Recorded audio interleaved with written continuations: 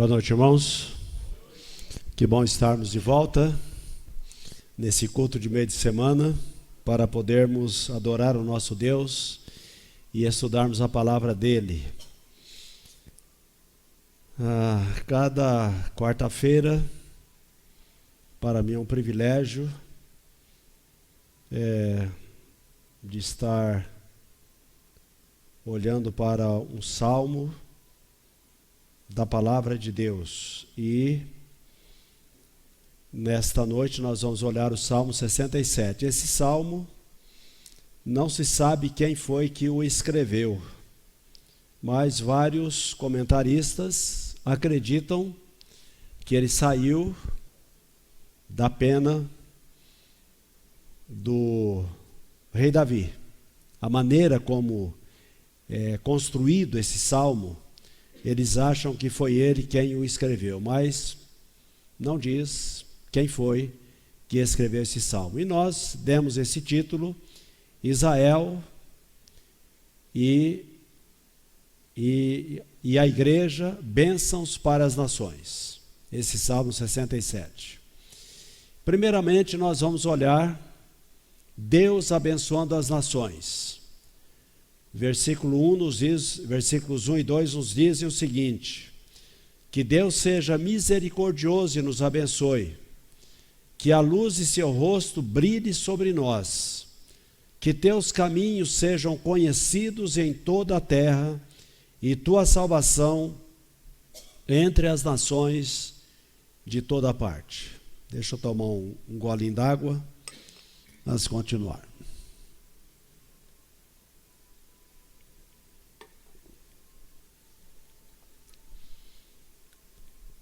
Esses versículos, meus irmãos, aqueles que conhecem um pouco mais a Bíblia, que já são leitores há mais tempo da Bíblia, vão perceber que esses dois versículos são uma adaptação da oração sacerdotal, conforme está em Números, capítulo 6, 24 a 26. O Senhor te abençoe e te guarde, o Senhor faça resplandecer o seu rosto sobre ti e te conceda graça. O Senhor volte para ti o seu rosto e te dê paz. Me lembro quando adolescente, que tinha um programa de rádio famoso na época, de uma pessoa de uma determinada igreja, que ele terminava o programa de rádio lendo esse versículo. E já vi também muitos pastores terminando o culto lendo ou falando esse versículo. Ela é chamada de oração araônica, porque Deus, através de Moisés, orientou Arão, de Arão é que surgiu a família dos levitas. Por isso que eu não concordo que hoje tenhamos levitas, não os temos, porque tem que ser da família de Arão para ser levita, não é? Então, orientou Arão para que ele e os seus filhos, que sucederiam quando da morte dele, pudesse abençoar a nação de Israel com esta bênção. Então é algo importante, né? Então a gente olha principalmente no versículo 1, está colocado o versículo 1 do Salmo 67, esta parte dessa bênção. O versículo que nós vimos, o versículo 1 do capítulo 67 de Salmos, ele termina que a luz de seu rosto brilhe sobre nós. Ele está falando do brilho do rosto de Deus, possa brilhar sobre Israel. E a glória de Deus brilhando era parte importante na história de Israel, pois essa glória é que os conduzia pelo deserto, enquanto eles estavam peregrinando pelo deserto antes de chegar na terra de Canaã. Ela os conduzia e ela também, essa glória de Deus, ela descansava, ela parava sobre a tenda onde quer que a nação acampasse. Então, essa bênção, ela era suprema sobre a nação de Israel, porque Deus a estabeleceu para que Arão pudesse declamá-la sobre a nação de Israel. Então era muito importante, porque era a glória de Deus brilhando sobre a nação de Israel. Então como nós falamos, essa bênção começou com quem? Ela não começou com Arão, ela começou com Abraão. Gênesis capítulo 12 nos diz o seguinte: farei de você uma grande nação, e abençoarei e o tornarei famoso, e você será uma bênção para outros. Abençoarei os que te abençoarem, e amaldiçoarei os que te amaldiçoarem. Por meio de você, todas as famílias da terra serão abençoadas. Então veja bem, em Abraão, Deus, ele promete abençoar todas as famílias da terra. Em outras palavras, todas as nações da terra. Porque onde existe povo de Deus, seja judeu, seja igreja, aquela nação é abençoada. Porque essas duas nações, seja Israel, seja a igreja, através desses dois povos, Israel e igreja, Deus abençoa as nações. Abençoarei, por meio de você abençoarei todas as famílias da terra, é o que Deus diz para Abraão. E hoje então, nós como igreja, somos os despenseiros dessa bênção. Despenseiros vem de despensa, onde de modo geral a família guarda os alimentos, aquilo que consome no dia a dia. Então nós somos aqueles que abençoam a nação onde nós estamos, ou a igreja abençoa as nações onde a igreja está. A bênção não é nossa, a bênção é de Deus, mas a bênção de Deus através de nós abençoa as nações.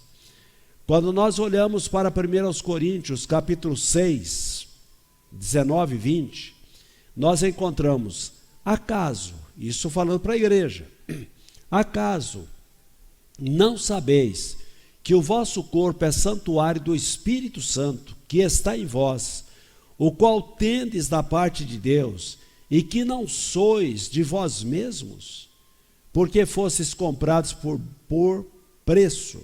Outra versão diz por bom preço, por isso que eu quase coloquei bom preço, que não está nessa versão. Agora, pois, glorificai a Deus no vosso corpo. Então a glória de Deus é manifestada na nossa nação, na nossa cidade, no local onde cada membro da igreja está, através do nosso corpo. Não é que vai sair luzes aqui do nosso corpo, as pessoas vão olhar para nós e vai ver o nosso corpo brilhando, não é essa a ideia. Mas a ideia é que o nosso corpo é o agente que Deus usa para mostrar quem Ele é, e também para dispensar as bênçãos dele, o nosso corpo. Então, quando as pessoas olham para nós e vê a nossa atitude, o nosso vocabulário, a nossa maneira de ser condizente com o Deus que nós cremos, que nos salvou, então as pessoas, elas veem a glória de Deus em nós. Por isso que o versículo termina: agora, pois, glorificai a Deus no vosso corpo. A ideia é: não use o corpo de vocês como vocês querem, porque agora as paixões do nosso corpo, elas estão refreadas, porque a nossa vida, o nosso corpo, pertence ao Senhor. Então, o Espírito Santo de Deus habita em nós para controlar as nossas paixões, os nossos desejos, os nossos prazeres que não condizem com a vontade de Deus. E quando as pessoas olham para nós e veem que nós não somos iguais a elas, a glória de Deus é manifestada.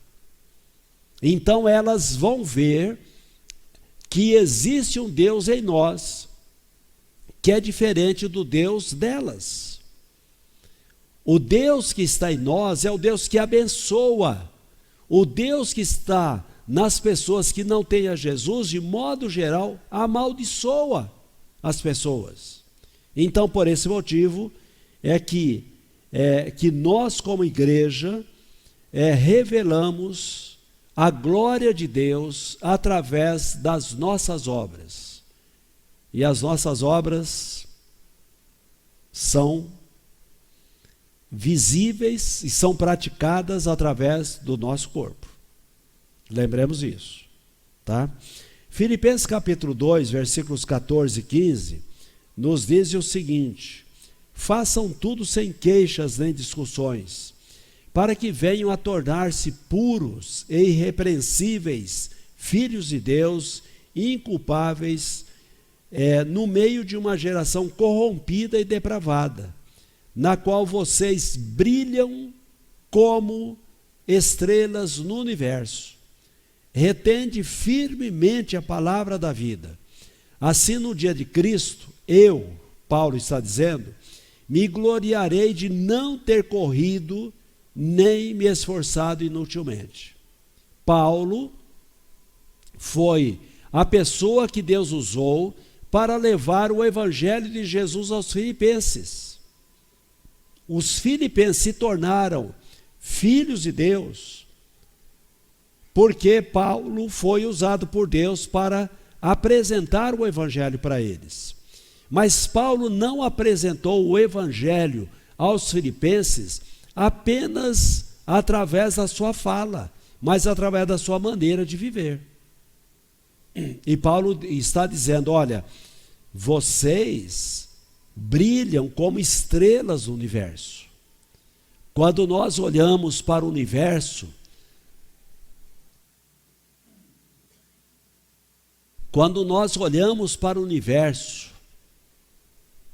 nós olhamos para cima. Quando não há nuvens, numa noite escura, a coisa é linda, mas muito linda. As milhares de estrelas ou milhões de estrelas que estão no universo é algo impressionante. É isso que Paulo está dizendo aqui, que nós estamos vivendo no meio de uma geração que está nas trevas, corrompida, depravada. Agora, nós vivendo no meio desse povo, com um padrão de vida diferente, com hábitos diferentes, com vocabulário diferente, não sei se eu poderia usar essa expressão, com jeitos e trejeitos diferentes dos deles. Irmãos, isso chama atenção. Mas chama atenção não para nós, mas para o Deus que em nós está, para nós sermos bênçãos para eles que estão ao redor de nós. Então, meus amados, Israel, voltando lá para o Salmo, né? Israel nos deu o conhecimento do verdadeiro Deus vivo. Israel nos deu a palavra de Deus. Eu não me lembrei enquanto estava preparando, mas Paulo, numa das cartas dele, se não me falo aos Romanos, coloca isso, que Israel foi quem trouxe o conhecimento do Deus verdadeiro, foi Israel quem trouxe a palavra de Deus ao mundo, foi Israel que trouxe o Filho de Deus, Jesus Cristo, para ser o Salvador do mundo. Maria era judia, José era judeu. Então, através dessa nação, nós temos conhecimento do Deus verdadeiro, da palavra do próprio Deus, nós temos o Filho de Deus, que é o nosso Salvador. Então, por esse motivo, essa nação, ela é uma bênção para o mundo. Apesar de hoje, eles ainda não terem o conhecimento completo do Messias. Eles estão esperando o Messias, mas eles não acreditam que Jesus Cristo é o Messias. Aliás, que Jesus é o Messias, que Cristo quer dizer ungido, o Messias. Eles ainda não acreditam, mas eles são uma bênção para o mundo, em termos de salvação eterna, e em termos também na história, as bênçãos que Israel tem trazido para o mundo. Para o mundo. Pensa em termos de tecnologia. O que Israel tem sido uma bênção para o mundo? Pesquisem para vocês saberem. É algo impressionante como Deus faz isso. Mas nós vamos olhar agora que as nações louvarão ao Senhor. Salmo 67, versículos 3 a 5. Que os povos te louvem, ó Deus. Sim, que todos os povos te louvem. Que o mundo inteiro cante de alegria, pois governas os povos com justiça e guias as nações de toda a terra. Que os povos te louvem, ó Deus. Sim, que todos os povos te louvem. Aqui está, meus amados irmãos, esses versículos para mim é a parte central desse salmo, porque nele se encontra a adoração e o louvor dos povos ao Deus Israel. Mesmo que as nações, na sua inteireza, não esteja adorando e louvando ao Deus único e verdadeiro, mas a representante dessas nações,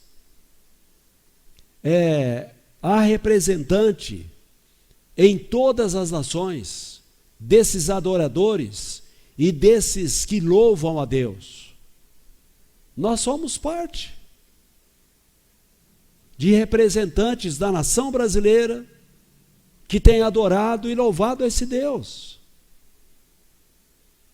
Mas as nações, como nações, elas têm conspirado para derrubar Deus do seu trono. As nações têm abominado os caminhos de Deus.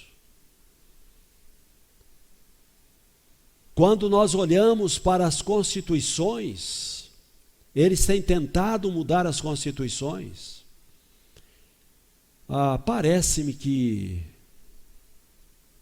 faz tempo que eu não pego assim por causa de cartão de crédito, você não pega mais cédulas, né? Eu não sei se a nossa cédula, dinheiro, se está escrito lá, louvado seja Deus, alguma coisa assim, parece-me, que a cédula, as cédulas, né, dinheiro do brasileiro, parece que tem isso. Então veja bem, e eu me lembro que que houve aí algum deputado, algum senador, que ele queria que tirasse isso. Queria que tirasse isso. Para vocês verem a maneira como eles têm tentado, as nações têm tentado derrubar a Deus. Uma nação como os Estados Unidos já não pode mais falar de Deus em sala de aula. O Brasil também não pode. Sabe? Antes podia, hoje não pode mais. Então veja, as nações estão conspirando contra o Deus único e verdadeiro. Só que eles não entendem que eles não podem derrubar a Deus. Não tem como fazer isso. Mas o diabo, ele é astuto. Ele prende as pessoas para que as pessoas não se convertam, não aceitem a Jesus como Senhor e Salvador da sua vida. Mas apesar de governantes, e quando eu digo governantes, tem aí a Senado, tem aí as câmaras federais, estaduais e às vezes até as municipais, elas tentam contra Deus. Elas têm tentado contra Deus. Quando nós olhamos para Isaías, capítulo 2, nós vemos a partir do versículo 1 o seguinte: esta é uma visão que Isaías, filho de Amós, teve acerca de Judá e Jerusalém. Nos últimos dias, o monte da casa do Senhor será o mais alto de todos. Será elevado acima de todos os outros montes. E povos de todo o mundo irão até lá para adorar. Gente de nações virá e dirá: venham, vamos subir ao monte do Senhor, à casa do Deus de Jacó. Ali ele nos ensinará seus caminhos, e neles andemos. Pois a lei do Senhor sairá de Sião, sua palavra virá de Jerusalém. O Senhor será mediador entre os povos e resolverá os conflitos das nações. Os povos transformarão suas espadas em arados e suas lanças em podadeiras. As nações deixarão de lutar entre si e já não treinarão para a guerra. Meus amados irmãos, isso é algo que vai acontecer ainda. Nós não estamos vendo acontecer nos nossos dias, mas isso vai acontecer. As guerras que estão acontecendo no mundo, elas deixarão de existir, porque as nações reconhecerão que Deus é o Deus verdadeiro. E isso vai acontecer quando? No milênio. Vai acontecer isso. Os povos irão para Jerusalém, irão para lá para adorar a Deus. Eles, ao invés de fabricarem lanças, armas de guerra, eles vão fabricar instrumentos agrícolas para que o povo tenha abundância nas suas casas. A carestia que temos hoje não mais existirá. A economia não vai passar por esses altos e baixos como nós temos vivido. O dólar, o euro, não vai subir tanto quanto tem subido. Não vai acontecer isso naqueles dias. Porque o Senhor estará governando. Porque os povos estarão debaixo da autoridade absoluta de Deus naqueles dias. Então isso vai acontecer, porque o Senhor estabelecerá o seu reino, o Senhor julgará os povos com justiça, Deus estará guiando todos os povos, todas as nações. Naquele dia não haverá muçulmanos na terra, não haverá a religião hindu, não haverá na terra, não haverá as religiões que existem na terra, haverá apenas Por isso que eu tenho citado aqui, irmãos, nós não somos uma religião. Naqueles dias o cristianismo bíblico é que vai imperar. E nós teremos paz absoluta. Em todos os sentidos. Em todos os sentidos. Nós teremos a verdadeira paz. Por quê? Porque Deus vai estabelecer o seu reino aqui na terra. Jesus estará sentado no trono para poder julgar. E Jesus é Deus. E Ele estará julgando todos os povos com justiça. E vai estar guiando todos os povos. Não haverá uma justiça capenga como nós temos hoje. Não haverá uma justiça injusta como nós temos hoje. Não somente no Brasil, mas em todo o mundo. Não haverá.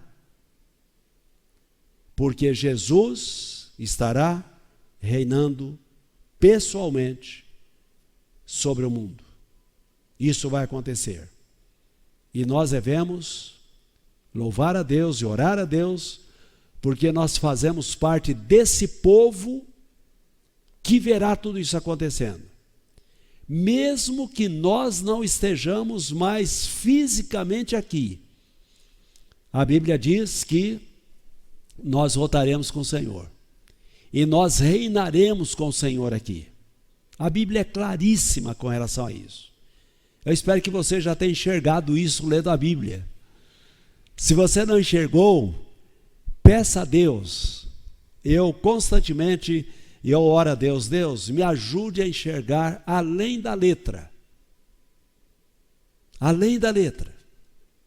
Para que eu possa ver as maravilhas do Senhor, enquanto eu estiver lendo a Bíblia. Peça isso para Deus, enquanto você estiver lendo. E você vai enxergar essas verdades que nós estamos citando agora.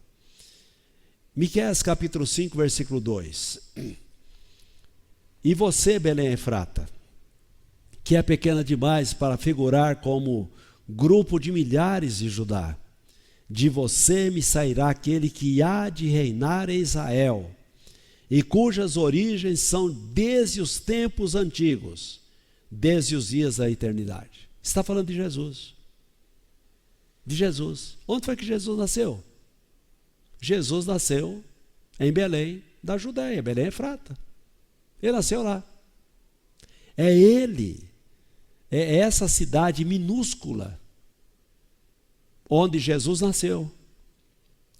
Para reinar somente Israel? Não, vai reinar o mundo todo. A partir de Israel, a partir de Jerusalém. A partir lá do Monte Sião, onde está Jerusalém.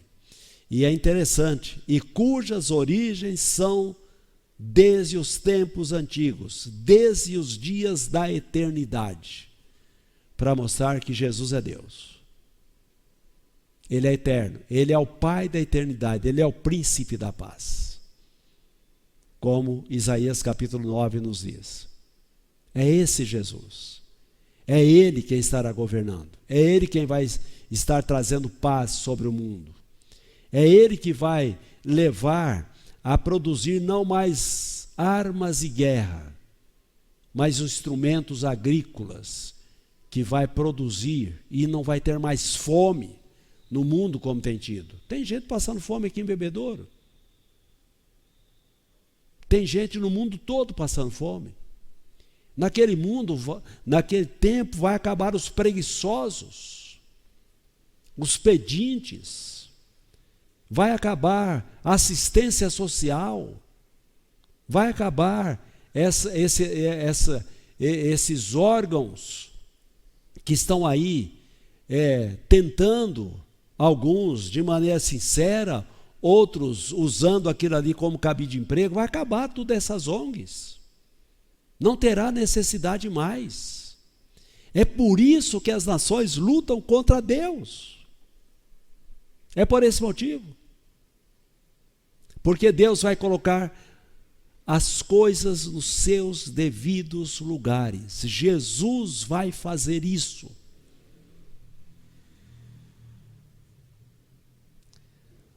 Alguém que me ouvir falar isso, que não conhece a Jesus, diz, mas que utopia. Isso nunca vai acontecer. Aqueles que vieram aqui domingo pela manhã, na meditação, ouviram, quando nós falamos lá do servo de Eliseu, e depois lá os 4 leprosos, quando eles vão lá e avisam o rei de Samaria, olha, nós fomos lá no acampamento dos sírios e não tem mais ninguém lá. Tem muita comida lá, tem muita roupa lá. Nós comemos e nós empanturramos o nosso estômago e olha, nós viemos aqui para avisar para vocês, porque a nação estava morrendo de fome lá dentro dos muros de Samaria. Aí um capitão, uma autoridade, lá de Israel naqueles dias, ele, em outras palavras, ele disse, eu não acredito que isso vai acontecer. Porque uma cabeça de jumento era vendido por 80 ciclos, parece-me. Um copo de esterco de pombo estava sendo vendido por preços exorbitantes. E aí o profeta disse, olha, amanhã o preço vai cair, vai acabar a inflação. Eu não me lembro valores agora, mas vai cair. Aí o capitão disse, mesmo que abra as janelas dos céus, isso é impossível. E quando foi no outro dia que as portas se abriram para o povo ir lá pegar tudo que estava lá no acampamento dos sírios, quando eles voltam, o capitão está lá na porta de entrada, ele é atropelado, o povo passa por cima dele, ele morre. E o profeta disse, olha, você verá, mas você não participará dessa abundância de Deus. É isso, é por isso que as nações hoje, elas têm dificuldade quanto a Deus. Porque aquilo que os comunistas dizem que vão fazer, aquilo que socialistas do Brasil dizem que vão fazer, que vai nivelar, que não vai ter pobre, não vai ter rico, vai todo mundo estar no mesmo pé de igualdade, que é uma grande mentira, isso é utopia. Vai acontecer naqueles dias. Vai acontecer naqueles dias. Deus vai fazer isso. Jesus estará no trono e Ele vai fazer isso. Então, meus irmãos, a oração do Salmo 67, de 3 a 5, que nós estamos olhando agora, resplandece, ecoa, também Mateus capítulo 6, a partir do versículo 9. Vocês orem assim, Pai nosso que estás nos céus, santificado seja o teu nome, venha o teu reino, seja feita a tua vontade, assim na terra como no céu. Dá-nos hoje o nosso pão de cada dia, perdoa as nossas dívidas, assim como perdoamos aos nossos devedores, e não nos deixes cair em tentação, mas livra-nos do mal, porque teu é o reino, o poder e a glória para sempre. Amém. Essa oração que nós devemos fazer hoje. Mas naqueles dias, essa oração será uma realidade para todos. Não só para quem está pedindo, mas para todas as pessoas. Isso será uma realidade. Satanás estará preso e ele não vai nos induzir a cair em tentação. Não haverá essa luta que nós temos hoje. Não haverá aquela preocupação, será que se eu perder o emprego e eu vou passar fome, a minha família vai passar fome? Será que nós vamos morar debaixo da ponte? Não, naqueles dias não vai acontecer nada disso. Porque o Rei justo, que é Jesus, estará reinando. E aí sim, haverá distribuição igualitária para todos naqueles dias. Então veja bem, os socialistas estão pregam para fazer isso, sem Deus, sem Jesus, nunca vão conseguir, jamais conseguirão isso. Por isso que nós, eleitores, temos que tomar cuidado com a pregação socialista. Temos que tomar cuidado. Por esse motivo que nós, eleitores, temos que tomar cuidado para não fazer igual o Peru fez. Mais de 40% da população deixou de votar e elegeu um socialista. E certamente eles vão pagar um preço altíssimo. Do mesmo jeito que a Venezuela está pagando, que a Argentina está pagando e que outros países estão pagando. Irmãos, oremos e levemos as pessoas a enxergarem isso, para que não soframos como nação. Devemos lembrar disso.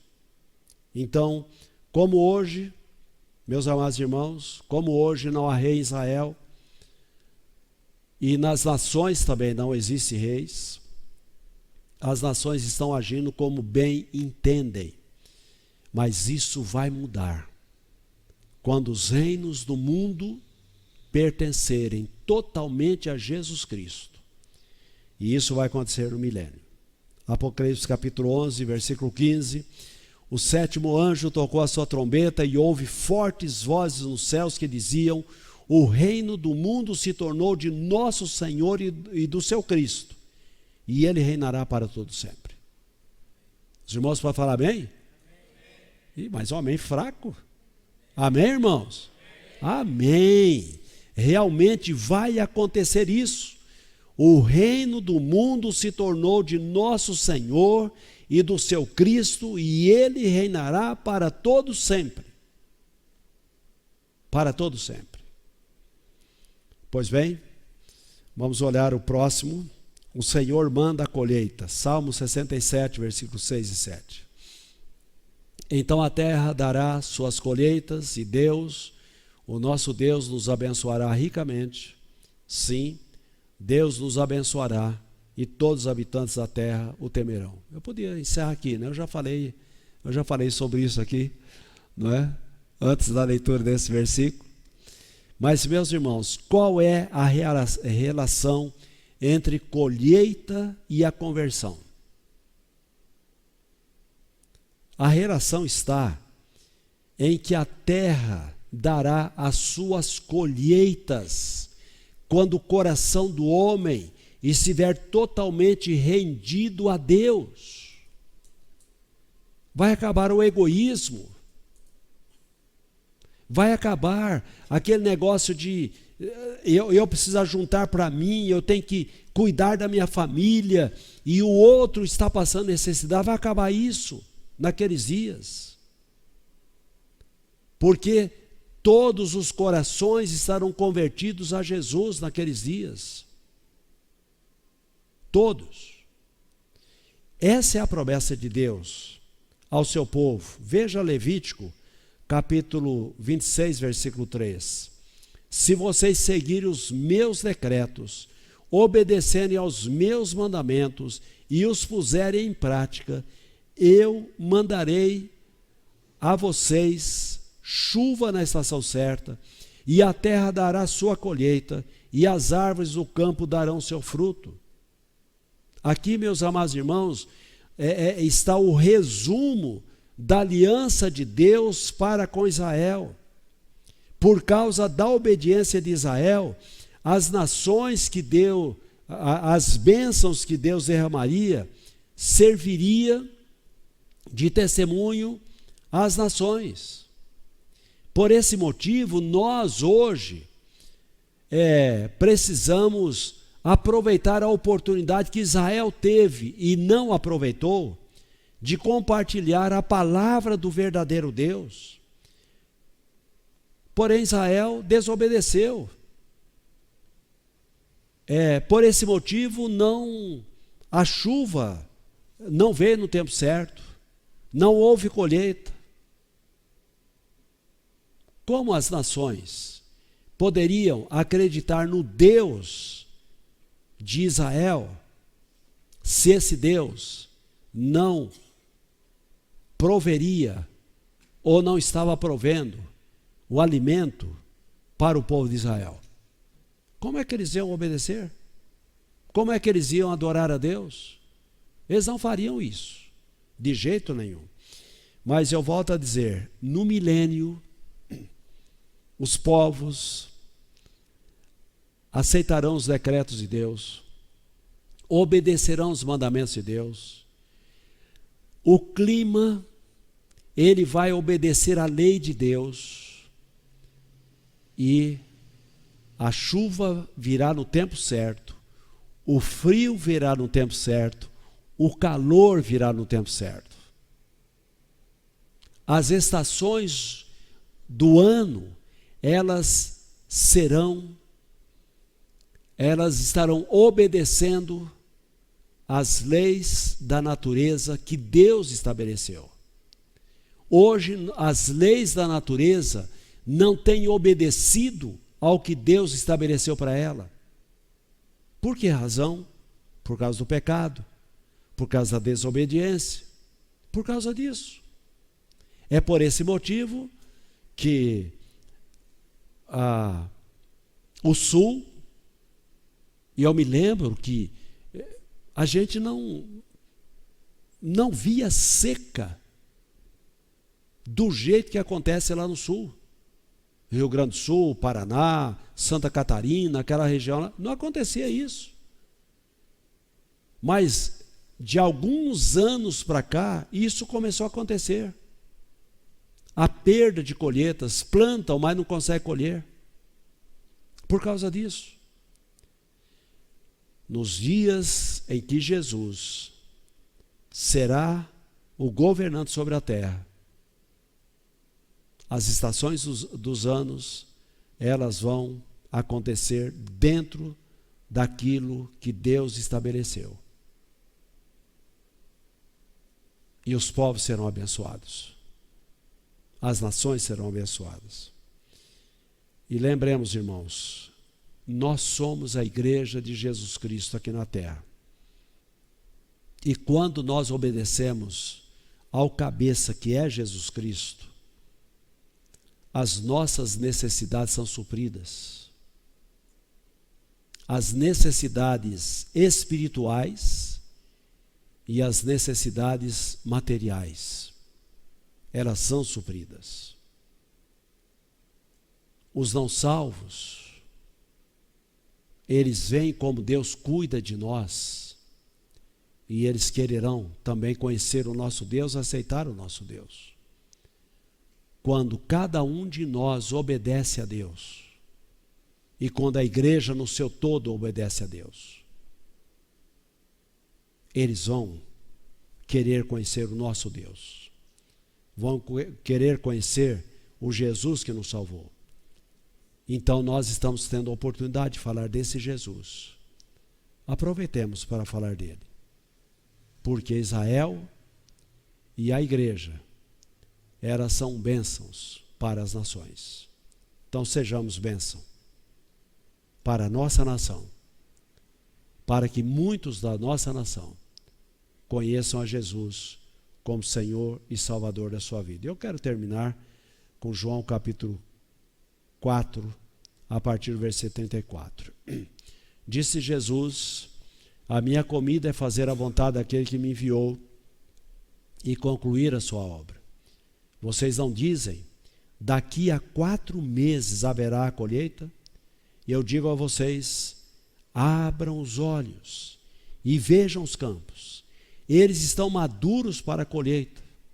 Aquele que colhe já recebe o seu salário e colhe fruto para a vida eterna, de forma que se alegram juntos o que semeia e o que colhe.